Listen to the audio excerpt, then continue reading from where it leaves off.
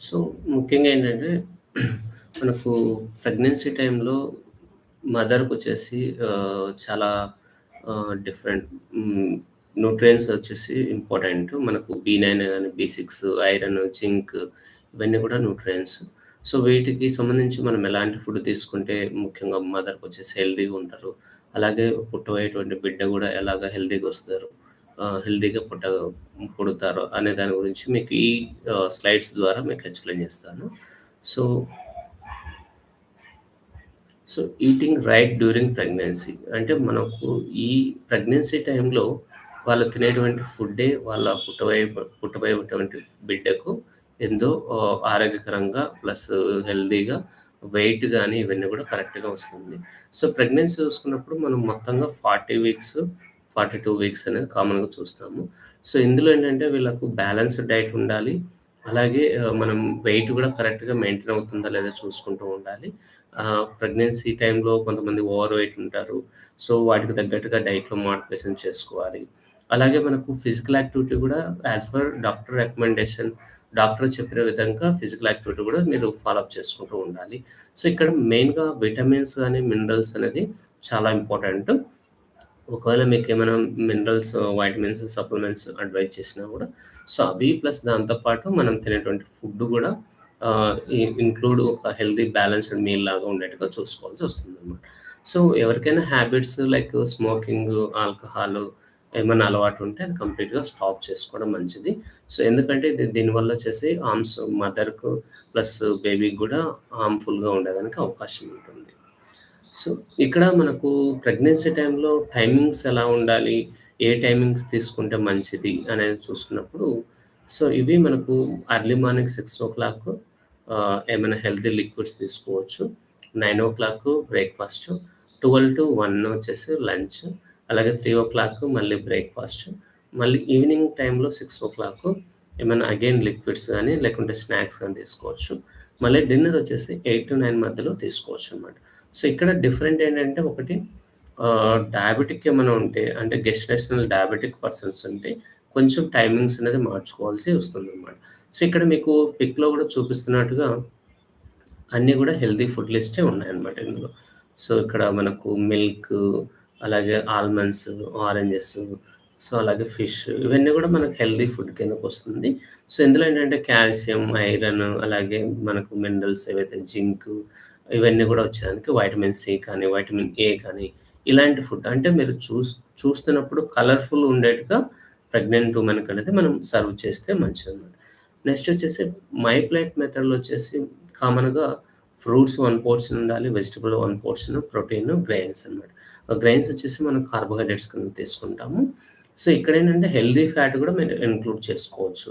Like omega 3 fat గాని లేకుంటే omega 3 fatty acids ఉన్నటువంటి ఫుడ్ సోర్స్ అనేది మీరు చూజ్ చేసుకోవచ్చు. అంటే ఇక్కడేంటంటే ఎక్కువగా ఫైబర్ ఉన్నటువంటి ఫుడ్ అనేది కూడా ఏమైనా కాన్‌స్టిపేషన్ అలాంటిది ఏం ప్రాబ్లమ్ లేకుండా కంట్రోల్ ఉండడానికి అవకాశం ఉంటుంది. సో, ఎవరికైనా అన్‌హెల్తీ అంటే కొంతమందేంటంటే కొన్ని క్రేవింగ్స్ అనేవి కామన్‌గా ప్రెగ్నెన్సీ టైమ్‌లో చూస్తాము. సో, వాటిలో వచ్చేసి సాఫ్ట్ డ్రింక్స్, కెఫెన్ ఫుడ్స్ అనేది మాక్సిమం అవాయిడ్ చేసుకోవడం మంచిది. అలాగే ప్రాసెస్డ్ ఫుడ్స్ లేకుంటే ప్యాక్డ్ ఫుడ్స్ లేకుంటే డీప్ ఫ్రైడ్ గానీ ఇవన్నీ గూడా మనకు జంక్ ఫుడ్స్ ఏవైతే వస్తాయో అవి మాక్సిమం అవాయిడ్ చేసుకుంటే కొంచెం బెటర్ ఉంటుంది. సో, మెయిన్‌గా ఏంటంటే కొంతమందిలో ఇర్రెగ్యులర్ మీల్ టైమింగ్స్ అనేది ఉంటుంది. సో, ఇర్రెగ్యులర్ మీల్ టైమింగ్స్ అనేది లేకుండా చూసుకోవాలి. అంటే కొంతమంది మార్నింగ్ 7:00 లేకుంటే 8:00 లేవడం. తర్వాత 10:00 బ్రేక్‌ఫాస్ట్ తీసుకోవడం. మళ్ళీ 3:00 మీల్ తీసుకోవడం. ఇలాగ ఉంటుందన్నమాట. సో, అలాగున్నప్పుడు కూడా ఏంటంటే మనకు బేబీకి సరైన టైమింగ్‌కు వచ్చేసి గ్లూకోజ్ గాని, ప్రోటీన్స్ గాని, ఎనర్జీ గాని ఇవన్నీ కూడా కరెక్ట్‌గా వెళ్ళాలన్నమాట. నెక్స్ట్ ఏంటంటే ఎప్పుడైతే ఫ్యాట్ ఇంటేక్ ఉన్నటువంటి ఫుడ్స్ ఎక్కువ తీసుకోవడం వల్ల వాళ్ళకు ఇండైజెషన్ ప్రాబ్లమ్స్ ఎక్కువ ఉండడానికి ఛాన్సెస్ ఉంటుంది. సో, దీనివల్ల ఏంటంటే మనం ఏదైతే బ్యాలెన్స్‌డ్ మీల్ అనుకున్నామో అది మిస్ అయ్యేదానికి అవకాశం ఉంటుంది. సో, నెక్స్ట్ వచ్చేసి సుగరీ ఫుడ్స్ కూడా అంత మంచిది కాదు. సో, దీనివల్ల వచ్చేసి కొంతమంది వెయిట్ గెయిన్ అయ్యేదానికి అవకాశం ఉంటుంది. సో, అది లేకుండా మనం చూసుకోవాలి. అంటే ఇక్కడేంటంటే వెయిట్ గెయిన్ అంటే మన ప్రెగ్నెన్సీ టైమ్‌లో ఒక 10-12 కేజీలనేది చాలా హెల్తీ వెయిట్ గెయిన్ తీసుకుంటాము. అంతకంటే ఎక్కువ అవుతున్నారంటే బేబీ గ్రోత్ అనేది మరీ అనుకున్న విధంగా ఉండడానికి అవకాశం ఉండదు. సో, మనకేంటంటే optimal weight gain during pregnancy. So, ఇక్కడ చూడండి బిఫోర్ ప్రెగ్నెన్సీ వచ్చేసి ఎవరైతే అండర్ వెయిట్ ఉంటారో వాళ్ళకొచ్చేసి ఐడియల్ వెయిట్ గెయిన్ వచ్చేసి 12.5-18 కేజీస్ వరకు పెరగొచ్చనమాట. అంటే ఫర్ వీక్‌లో వచ్చేసి 0.5 కేజీస్. అంటే ఇది మదర్ వెయిట్ గురించి చెప్తున్నానండి. మదర్ వెయిట్ వచ్చేసి డ్యూరింగ్ ప్రెగ్నెన్సీ అంటే మనకు 9 మంత్స్ లేకుంటే 10 మంత్స్ మొత్తం టోటల్ ప్రెగ్నెన్సీ పీరియడ్‌లో ఒక 12-18 కేజీల వరకు అండర్ వెయిట్ ఉన్నటువంటి పర్సన్ అనేది పెరగొచ్చనమాట. ఒకవేళ నార్మల్ వెయిట్ ఉన్నారంటే వాళ్ళు 12 కేజీల నుంచి 16 కేజీల మధ్యలో పెరగొచ్చు. ఒకవేళ ఎవరైనా ఓవర్ వెయిట్ ఉన్నారు అంటే ప్రెగ్నెన్సీ కంటే ముందే వెయిట్ ఎక్కువున్నారు. అలాంటి టైంలో వచ్చేసి వాళ్ళు టోటల్‌గా ఒక 7-12 కేజీల వరకు పెరిగితే హెల్తీగా మనకు వాళ్ళ ప్రెగ్నెన్సీ టైం అనేది ఉంటుంది. నెక్స్ట్ వచ్చేసి ఒబేసిటీ పర్సన్ వచ్చేసి మాక్సిమం 7 కిలోస్ కంటే ఎక్కువ పెరగకుండా చూసుకోవాలి. సో, ఒకవేళ పెరిగినా కూడా 12 కేజీస్ వచ్చేసి లాస్ట్‌లో మనం చూసుకోవాల్సింది. సో, 12 కేజీస్ కంటే ఎక్కువ పెరుగుతున్నారంటే వాళ్ళకు ప్రెగ్నెన్సీ టైంలో వచ్చేటువంటి రిస్క్ ఏవైతే ఉంటాయో అవి ఎక్కువ హై ఉండడానికి అవకాశం ఉంటుంది. సో, ఫస్ట్ 5 మనం వచ్చేసి మనకు ఫస్టు ఫస్ట్ మంత్ నుంచి 12 వీక్స్ వరకు ఫస్ట్ వీక్ నుంచి 12 వీక్స్ వరకు వచ్చేసి ఫస్ట్ ట్రైమిస్టర్ లాగా మనం తీసుకుంటాము. అంటే మొదటి ప్రెగ్నెన్సీ టైంలో తీసుకోవాల్సిన జాగ్రత్తలు ఎలా ఉండాలి? ఈ 3 మంత్స్ టైంలో ఏవి ఇంపార్టెంట్ న్యూట్రియంట్స్‌లో కూడా అవి మనం చూసుకోవచ్చనమాట. సో, ఇక్కడేంటంటే మామూలుగా వాళ్ళ పిల్లల యొక్క ఆర్గాన్ డెవలప్‌మెంట్ గాని, లేకుంటే ఫీటల్ వెయిట్ గ్రోత్ గాని, ఇవన్నీ కూడా మనకు సెకండ్, థర్డ్ ట్రైమెస్టర్‌లో వస్తుంది. సో, బిఫోర్ వచ్చేసి మనకు ప్రెగ్నెన్సీ టైంలో ఎర్లీ ప్రెగ్నెన్సీ ఎవరైతే ప్రెగ్నెంట్‌గా ఉంటారో వాళ్ళొచ్చేసి మనకు ఫోలిక్ యాసిడ్, బి12, జింక్, ప్రోటీన్ ఇవనేది ఎక్కువ తీసుకోవాలి. సో, ఇది చాలా ఇంపార్టెంట్. ఎందుకంటే బేబీ గ్రోత్‌కు అలాగే వాళ్ళ యొక్క ఆర్గాన్ డెవలప్‌మెంట్‌కు ఇవి ఎక్కువ హెల్ప్ అవుతుంది. సో, సెకండ్, థర్డ్ ట్రైమెస్టర్ వచ్చేసి థర్డ్ మంత్ నుంచి నైన్త్ మంత్ వరకు మనం తీసుకుంటాము. సో, ఇక్కడొచ్చేసి ఎనర్జీ ఇంటేక్ అనేది చాలా ఇంపార్టెంట్. 90% వచ్చేసి మనకు ఫీటల్ గ్రోత్‌కు ఎనర్జీ అనేది చాలా ఇంపార్టెంట్ ఉంటుంది. అలాగే న్యూట్రియంట్స్ కూడా మనం కరెక్ట్‌గా తీసుకోవాలి. ఈ టైంలో వచ్చేసి ప్రోటీను, ఐరను, కాల్షియం, మెగ్నీషియం, అలాగే బి వైటమిన్స్, అలాగే ఒమేగా 3 ఫ్యాటీ యాసిడ్స్, డెక్సోజ్, హెక్సోనిక్ యాసిడ్స్ కూడా ఇంపార్టెంట్ అన్నమాట. ఇదేంటంటే బేబీ యొక్క బ్రెయిన్ గ్రోత్‌కు హెల్ప్ అవ్వడం కోసం హెల్ప్ అవుతుంది. సో, ఎనర్జీ రిక్వైర్మెంట్స్ మనం ప్రెగ్నెన్సీ టైంలో తీసుకున్నప్పుడు కామన్‌గా సెకండ్ ట్రైమెస్టర్‌లో వచ్చేసి రిక్వైర్మెంట్ క్యాలరీస్ ఏదైతే ఉంటుందో దానికి ప్లస్ 360 క్యాలరీస్ అనేది యాడ్ చేసుకుంటాం. సో, రిక్వైర్మెంట్ క్యాలరీస్ వచ్చేసి మనకు ఫర్ ఎగ్జాంపుల్ 1800 క్యాలరీస్ ఉందనుకోండి. దానికి మనకు 360 క్యాలరీస్ అనేది లేకుంటే 370 క్యాలరీస్ అనేది యాడ్ చేసుకోవాలి. థర్డ్ ట్రైమెస్టర్‌లో వచ్చేసి రిక్వైర్మెంట్ క్యాలరీస్ అంటే ఒక రోజులో ఒక మహిళ తీసుకోవాల్సిన క్యాలరీస్ ఒక 1800 ఉంటే ప్రెగ్నెన్సీ మనకొచ్చేసి ఒక 470 క్యాలరీస్ అడిషనల్‌గా యాడ్ చేస్తామన్నమాట. సో, ఇన్‌కేస్ డెలివరీ అయిన తర్వాత లాక్టేషన్ మదర్‌కు 500 క్యాలరీస్ అంటే రిక్వైర్మెంట్ క్యాలరీస్‌కు ఒక 500 క్యాలరీస్ అనేది యాడ్ చేస్తాం. సో, ఇక్కడేంటంటే మనకు డిఫరెన్స్ ఏముంటదంటే బాడీ వెయిట్‌ని బట్టి, అలాగే మనకి వాళ్ళ యొక్క ఏజ్‌ని బట్టి కూడా, లైఫ్ స్టైల్‌ని బట్టి కూడా కొన్ని ఎనర్జీ చేంజెస్ అనేది మనం తీసుకుంటాం. అంటే ఫర్ కేజీ బాడీ వెయిట్‌కు చేంజెస్ తీసుకుంటాం అన్నమాట. సో, మనకు recommended nutrient intake for pregnancy టైంలో కార్బోహైడ్రేట్ తీసుకున్నప్పుడు 50-60% అనేది ఇవ్వొచ్చండి. 50-60% ఎందుకంటే మేజర్‌గా మనకు ఎనర్జీ సోర్స్ వచ్చేసి కార్బోహైడ్రేట్స్ నుంచి ఉంటుంది.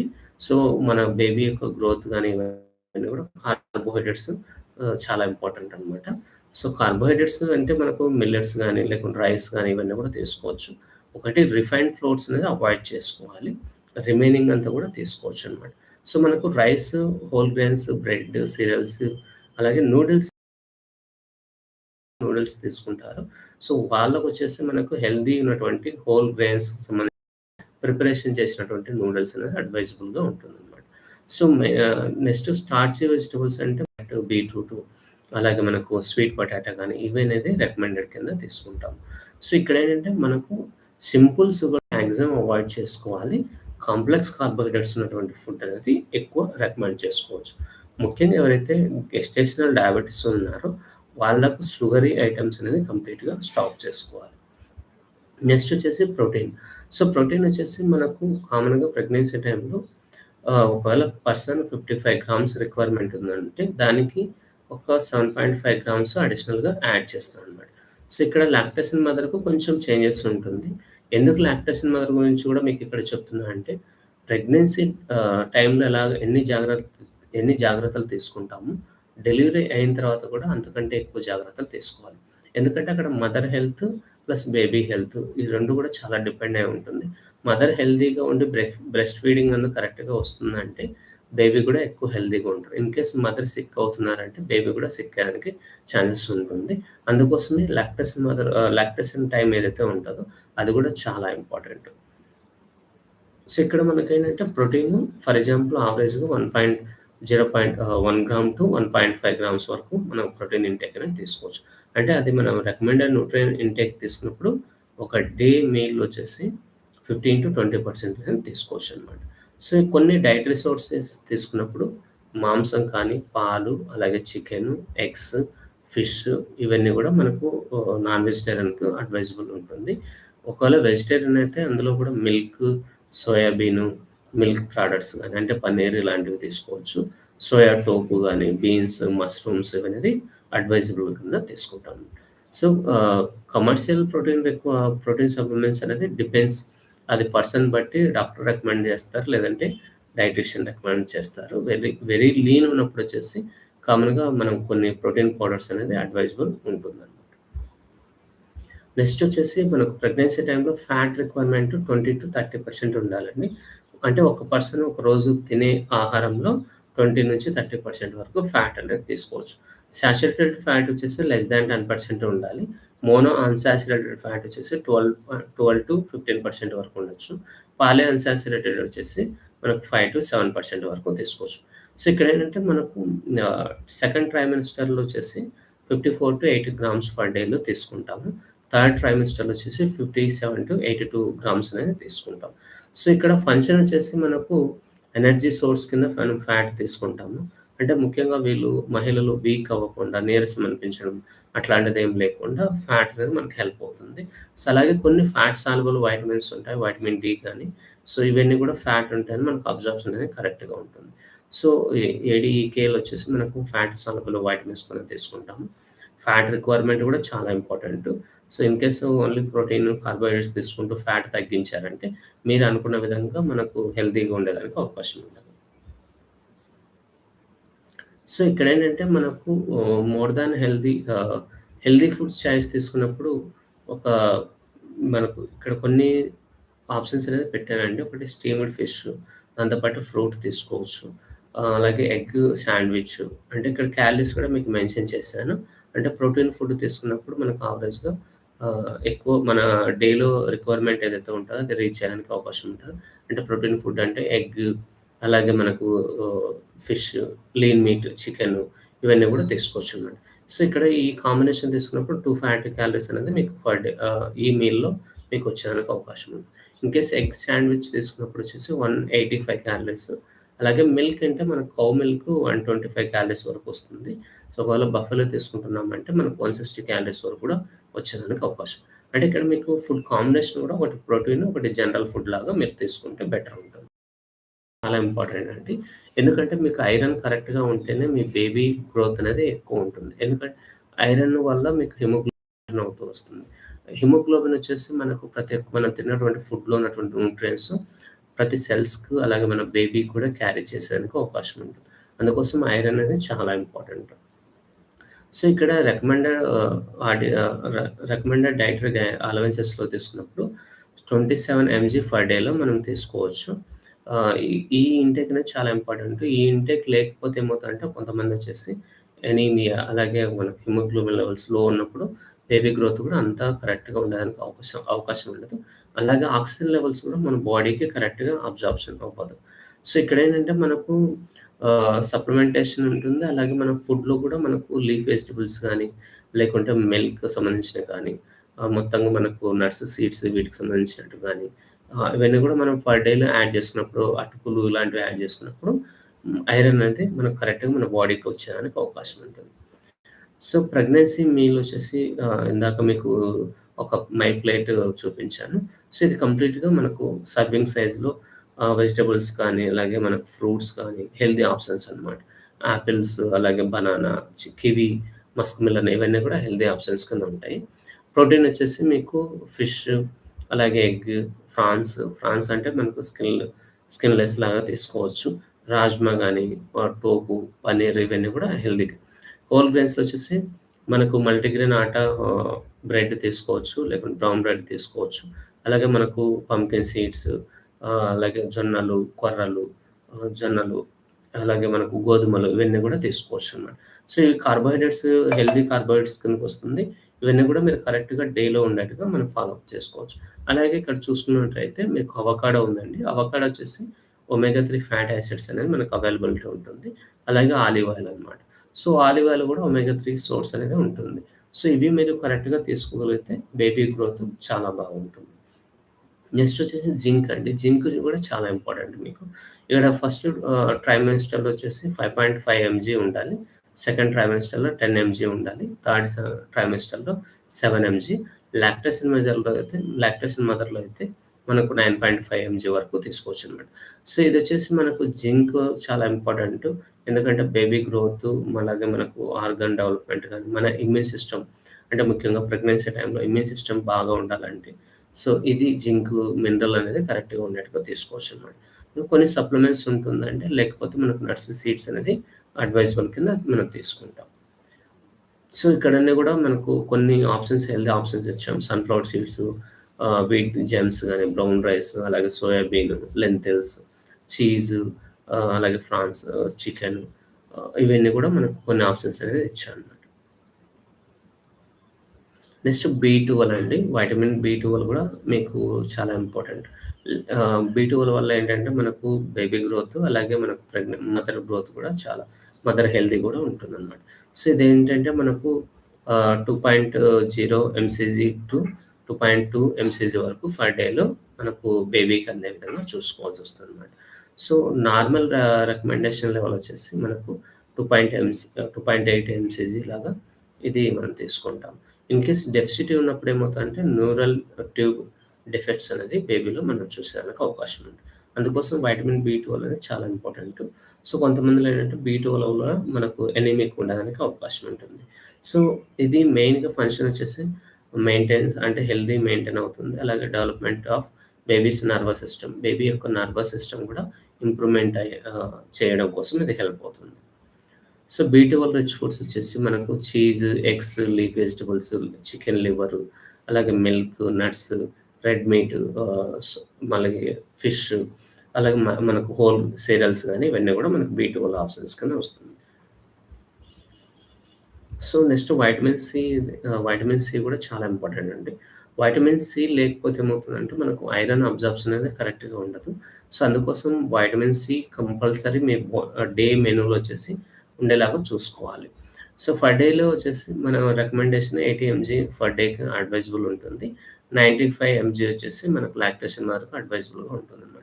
సో, ఇదేంటంటే మనకు కనెక్టివ్ ఏమైనా ఎయిడ్స్ మెయిన్ ఫంక్షన్ వచ్చేసి ఐరన్ అబ్జార్ప్షన్, అలాగే మనకు బేబీ యొక్క గ్రోత్ గాని, ఇమ్యూన్ సిస్టమ్ ఇంప్రూవ్‌మెంట్ కోసం గాని బాగా హెల్ప్ అవుతుందనమాట. సో, మనకు డైటరీ సోర్స్ కింద తీసుకున్నప్పుడు అందరికీ తెలిసినవే ఈ పులుపు ఉన్నటువంటి ఏవైతే ఉంటాయో అవన్నీ కూడా వైటమిన్ సి కింద మనకు కన్సిడర్ చేస్తాము. సో, అవి కంపల్సరీ డేలో ఉన్నట్టుగా తీసుకోవాలి. Folic acids, folic acid. So, ఇది వచ్చేసి మనకు పర్ డేలో 600 ఎంసీజీ తీసుకోవాలి ఇన్ ప్రెగ్నెన్సీ టైమ్‌లో. లాక్టేషన్ మదర్‌లో అయితే మనకు 500 ఎంసీజీ లాగా తీసుకోవచ్చనమాట. సో, ఇది గూడా చాలా ఇంపార్టెంట్. ఎందుకంటే బేబీ నర్వస్ సిస్టమ్ ఇంప్రూవ్‌మెంట్, అలాగే నర్వస్ సిస్టమ్ డెవలప్‌మెంట్, అలా వాటి యొక్క ఆహ్, ఆర్గాన్ డెవలప్‌మెంట్ వీటికి గూడా మనకు చాలా ఇంపార్టెంట్. అలాగే మనం మదర్‌లో వచ్చేసి ఆర్బీసీ కౌంట్ ఇంప్రూవ్‌మెంట్ కోసం ఇది పోలిక్ యాసిడ్స్ అనేది హెల్ప్ అవుతుందనమాట. సో, కొన్ని మనం తీసుకున్నప్పుడు బియ్యం, పొమోగ్రానేట్ జ్యూస్ ఇలాంటివి తీసుకుంటాను డైలీ. సో, మనకు బి6, బి9 వచ్చేదానికి అవకాశం ఉంటుంది. అలాగే కొన్ని మనకు నట్స్, సీడ్స్ ఇవన్నీ కూడా తీసుకోవచ్చనమాట. సో, నెక్స్ట్ వచ్చేసి కాల్షియం అండి. కాల్షియం వచ్చేసి పర్ డేలో 1000 ఎంజీ పర్ డే తీసుకోవచ్చు. సో, మీకు తెలిసిందే కాల్షియం వచ్చేసి మన ఎముకల యొక్క బలం కోసం, ఎముకలు స్ట్రాంగ్‌గా ఉండడం కోసం ఇది కాల్షియం అనేది హెల్ప్ అవుతుంది. ఎవరికైతే టీ, కాఫీలు అలవాటున్నాయో, కెఫెయిన్ ఫుడ్స్ తాగే అలవాటున్నాయో, వాళ్ళలో ఐరన్ గాని, లేకుంటే కాల్షియం గాని అబ్జార్ప్షన్ మరీ అంత ఎక్కువుండదండి. ఎందుకంటే ఇది టీ, కాఫీ కెఫెయిన్ వచ్చేసి ఐరన్ అబ్జార్ప్షన్‌ను లేకుంటే కాల్షియం అబ్జార్ప్షన్‌ను తగ్గిస్తుంది. సో, అందుకోసం వీలైనంత వరకు టీ, కాఫీలు లేకుంటే కెఫెయిన్ ఫుడ్స్ కంప్లీట్‌గా స్టాప్ చేసుకోవడం మంచిది. సో, కొన్ని హెల్తీ ఆప్షన్స్ అండి. బ్రేక్‌ఫాస్ట్ వచ్చేసి మనకు వెజిటబుల్ ఉప్మా తీసుకోవచ్చు. అలాగే ఓట్ మీల్ తీసుకోవచ్చు. అలాగే మూంగ్ దాల్ దోస అంటే మన పెసరట్టు లాంటివి తీసుకోవచ్చు. మేథి పరాటా తీసుకోవచ్చు. ఇవన్నీ కూడా ఏంటంటే కాంబినేషన్ ఒకటి వెజిటబుల్స్ ఉంటది. అలాగే మనకు సీరియల్స్, హోల్ గ్రెయిన్స్ కాంబినేషన్ ఉంటుంది. అలాగే ప్రోటీన్ కాంబినేషన్ కూడా మీకు ఉంటుందనమాట. సో, లంచ్ అండ్ డిన్నర్ అండి. రైస్ కామన్‌గా ఎవరైనా తీసుకోవచ్చు ప్రెగ్నెన్సీ ఉమెన్. అలాగే రాగి ముద్ద విత్ చికెన్ ప్రోటీన్ కాంబినేషన్ వస్తుంది. కాల్షియం కూడా వస్తుంది. పాలక్ పన్నీర్ తీసుకున్నప్పుడు ప్రోటీన్ ప్లస్ ఐరన్ మనకు జింక్ ఇవన్నీ కూడా వచ్చాయనుకో. జొవరి రోటి ఫైబర్, హెల్తీ కార్బోహైడ్రేట్స్ కింద తీసుకుంటాము. సో, వీటికి జొవరి రోటికి కూడా మీరు చికెన్ గానీ, ఫిష్ గానీ, లేకుంటే ఎగ్ కర్రీ గానీ యాడ్ చేసుకోవచ్చనమాట. సో, మనకు లీఫ్ వెజిటబుల్స్‌కి సంబంధించి ఏమైనా చన్నా దాల్, పాలక్ కాంబినేషన్ ఉన్నటువంటి కర్రీస్ కూడా మీరు తీసుకోవచ్చు. సో, ఇక్కడ డీప్ ఫ్రైడ్ అంటే మాక్సిమం కొంచెం తగ్గించుకోవడం మంచిది. ఇన్ కేస్ క్రేవింగ్స్ ఉన్నాయంటే హెల్తీ మెథడ్‌లో మీరు ఇంటి దగ్గర హోమ్ మేడ్ ఫుడ్ అనేది తీసుకోవచ్చనమాట. నెక్స్ట్ వచ్చేసి రాగి రొట్టె అండి. రాగి రొట్టె గానీ, రాగి దోస గానీ తీసుకోవచ్చు. కర్రీస్ మీకు కొంచెం ఎనీ వెజిటబుల్స్ కర్రీస్ అనేది తీసుకోవచ్చండి. ఒకటి ఆలుగడ్డ ఇలాంటి ఫ్రై చేయకుండా కొంచెం వీలైనంత వరకు గ్రేవీ కర్రీలాగా మసాలాలు తక్కువ ఉండేట్టుగా తీసుకుంటే మంచిదండి. ఇక్కడ రెస్ట్రిక్షన్స్ చాలా వరకు తక్కువుంటాయి ప్రెగ్నెన్సీ ఉన్నప్పుడు. మెయిన్ ఏంటంటే అన్‌హెల్తీ ఫుడ్స్ ఏవైతే ఉన్నాయో వాటిని అవాయిడ్ చేసుకుంటూ మీరు ఫాలో అప్ చేసుకోవాలి. కొన్ని హెల్తీ స్నాక్స్ అండి. మనకు బ్రెడ్ ఆమ్లెట్ ఇక్కడేంటంటే మనకు poha, chickies, dry fruit laddu, అలసందలు, రాగి మాల్ట్ ఇవన్నీ తీసుకున్నప్పుడు మహిళల యొక్క బోన్ స్ట్రెంత్ ఇంప్రూవ్‌మెంట్ ఉంటుంది. అలాగే బీట్రూట్, క్యారెట్ జ్యూస్ తీసుకున్నప్పుడు మనకు వైటమిన్ ఏ అనేది ఎక్కువొస్తుంది. పొమోగ్రానేట్ జ్యూస్ తీసుకున్నప్పుడు బి9, బి6 అలాగే యాంటీ ఆక్సిడెంట్స్ అనేది ఎక్కువొస్తుంది. సో, ఇవన్నీ చూడండి మీరు కాంబినేషన్ తీసుకున్నప్పుడు మొత్తంగా మీకు అవసరమైనటువంటి ప్రోటీన్ గానీ, కార్బోహైడ్రేట్స్ గానీ, జింక్ అలాగే మెగ్నీషియం, మినరల్స్ ఏవైతే ఉన్నాయో అలాగే మనకు వైటమిన్స్ ఏ గాని, బి6, బి9 ఇవన్నీ కూడా మీకు ఈ హెల్తీ ఆప్షన్స్‌లోకి వస్తుందండి. ఇలాంటి ఫుడ్ తీసుకున్నప్పుడు మీకు డేలో కంప్లీట్‌గా మీకేదైతే బ్యాలెన్స్ న్యూట్రిషన్ ఉంటుందో అది వచ్చేదానికి అవకాశం ఉంటుంది. సో, మేజర్‌గా ఏంటంటే మీరు బాడీ వెయిట్ ఏంటంటే బిఫోర్ ప్రెగ్నెన్సీ వెయిట్ ఎక్కువున్నారంటే కొంచెం హెల్తీగా ఫాలో అప్ చేసుకోవాలి. మెయిన్‌గా కాంప్లెక్స్ కార్బోహైడ్రేట్స్ అనేది తీసుకోవాల్సొస్తదనమాట.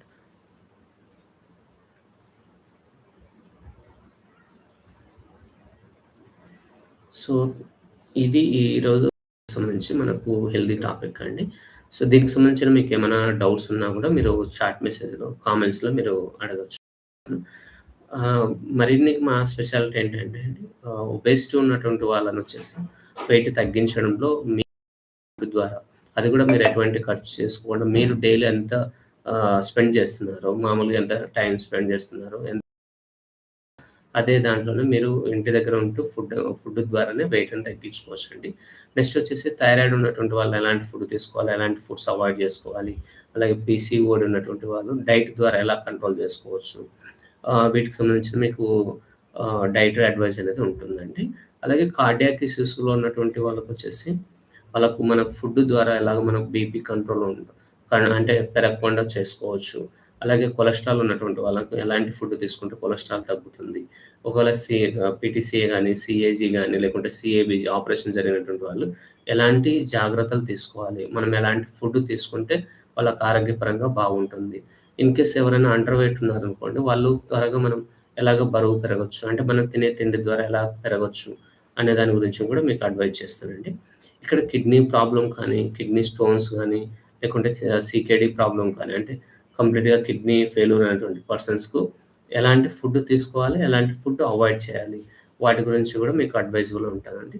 మా ఏఆర్ న్యూట్రిషన్ కేర్ వచ్చేసి మీకు ఆహ్, ఏదైతే కంప్లీట్‌గా మీ క్లినికల్ సైడ్ అంటే మీ కండిషన్ బట్టి మీకు డైట్ అడ్వైస్ అనేది ఉంటుంది. ఇందులో ఎలాంటి మీకు సైడ్ ఎఫెక్ట్స్ గానీ, లేకుంటే మీ హెల్త్ డ్యామేజ్ అవ్వడం అలాంటిదేమి ఉండదండి. సో, కంప్లీట్‌గా మేము క్లినికల్ సైడ్ నేను MSc nutrition, dietetics and nutrition చేశాను. సో, ఇక్కడేంటంటే మీకు 10 ఇయర్స్ ఎక్స్‌పీరియన్స్ ఉంది. మీకు మీ రిపోర్ట్స్‌ని బట్టి మీకు డైట్ అనేది అడ్వైజ్ చేస్తాను. అలాగే మీకు కొంతమంది పేషెంటు ఎవరైనా ఐసీయూలో ఉండి డిశ్చార్జ్ అయ్యి ఉంటారు. వాళ్ళు నోటి ద్వారా తీసుకోరు. వాళ్ళకి పైపు ఉంటుంది. పైప్ నుంచి ఎలాంటి ఫుడ్ తీసుకోవచ్చు. ఆ పైప్ నుంచి మనం ఏ టైంలో ఎంత క్వాంటిటీ ఇవ్వాలి? ఎంత క్వాంటిటీ ఇస్తే వాళ్ళు త్వరగా మీకు కోలుకుంటారు? అంటే వాళ్ళకి కొంతమందేంటంటే పడుకొని ఉన్నటువంటి పేషెంట్ అంటే పైప్ నుంచి తీసుకున్నటువంటి ఎవరైతే ఆహారం తీసుకుంటూ ఉంటారో వాళ్ళ బరువు తగ్గడానికి అవకాశం ఉంటుంది. వాళ్ళ పేషెంట్ యొక్క బరువును ఎట్లా మెయింటైన్ చేసుకోవచ్చు? దీన్ని రైల్స్ టు ఫీడింగ్ అంటామండి. సో, వాటిని మనం ఎలా ఆహారం ఎలాంటి ఫాలోఅప్ చేసుకుంటే బెటర్ ఉంటుంది అనే దాని గురించి చెప్తాను. నెక్స్ట్ వచ్చేసి డయాబెటిక్ టైప్ 1, టైప్ 2 అలాగే ప్రెగ్నెన్సీ ఉమెన్స్‌లో కూడా డయాబెటిక్ ఉన్నటువంటి పర్సన్స్ ఎలాంటి ఆహారం తీసుకోవాలి. సో, అలాగే మనకు టైప్ 2 డయాబెటిస్‌నొచ్చేసి ఎలాగ రివర్సిబుల్ చేసుకోవచ్చు. అలాగే ప్రెగ్నెన్సీ ఉమెన్స్‌లో ఉన్నటువంటి ఆఫ్టర్ డెలివరీ తర్వాత దాన్నేమన్నా షుగర్స్ మెయింటైన్ అవ్వకపోతే ఎలాగ రివర్సిబుల్ చేసుకోవచ్చు అనే దాని గురించి కూడా మీకు నేను అడ్వైజ్ ఇవ్వగలుగుతానండి. ఇన్ కేస్ ఎవరైనా క్యాన్సర్ పేషెంట్స్ ఉన్నా కూడా వాళ్ళకు హై ప్రోటీన్ డైట్ అనేది రికమెండ్ చేస్తాము.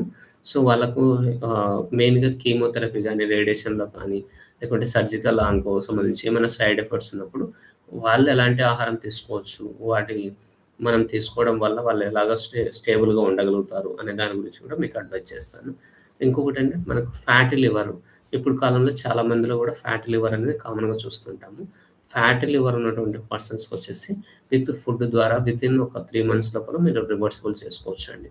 నెక్స్ట్ గ్యాస్ట్రిక్ ఉన్నటువంటి వాళ్ళు వాళ్ళ సివియారిటీని బట్టి మనం ఫుడ్ కంట్రోల్ ఎలా చేసుకుంటే బావుంటుంది అనే దాని గురించి చెప్తాను.